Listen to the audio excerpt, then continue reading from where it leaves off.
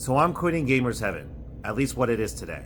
Let's talk about it. So while the original Gamers Heaven store has been open for 8 years, the franchise, the brand, and the expansion side of the business started a little over 2.5 years ago, which launched as a separate company as a startup. In the last few weeks, let alone months, we've had to look back in those 2.5 years to see what went right, but also what went wrong. I can go over what went wrong in a different video or topic if you guys like, but the biggest decision I had come to is that we needed to stop everything we were doing. And no, that doesn't mean closing the company or the business. The biggest thing for us is we launched our investment round a little over 6 months ago with the hopes that we would have those funds released by January. Obviously, 6 months later, and while we are close to the minimum goal of getting the funds released to us, we're still not quite there. And even if the funds were released today, we have to recognize that we can't just go back to the way we were operating before. And before I continue on here, the deadline for the investments is actually June 30th of this month to get released to us. Why I say it's the deadline instead of the November date, it's because that is the day if the things don't get released to us, I have to make some drastic changes as well as some drastic decisions, including having to run the home store by myself for a few months. For those of you that have seen our stores, is that something that I'm able to do, let alone prepared to do? Yes, but I'm going to be one miserable human being for those few months. But that is the decision that my team, my staff, and my family are prepared to do if we need to.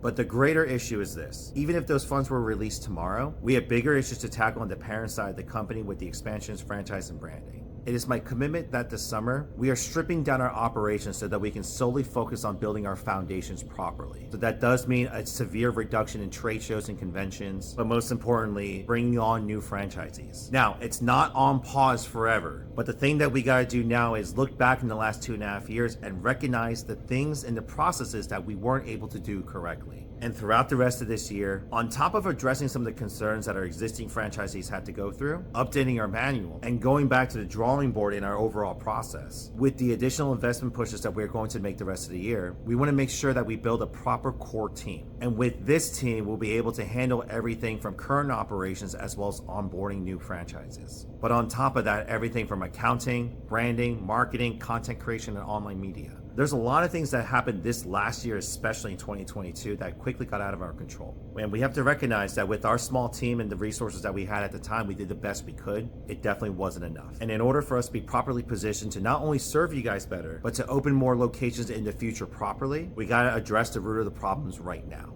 So if you stay to this part of the video, obviously the investment rounds are still open, but on top of that, we are actually making the home store available for sale. And no, not because I'm quitting or giving up, but the home store already has a franchising contract with the parent company. But with the resources that we would have available from the sale of the home store, we would be able to properly fund the parent company operations for years to come. While I'm saying this with a straight face, guys, this is not a decision that I made lightly. But there's only so much I can talk about in one video. I'll make sure to do some follow-ups as well as answer some of your guys' questions.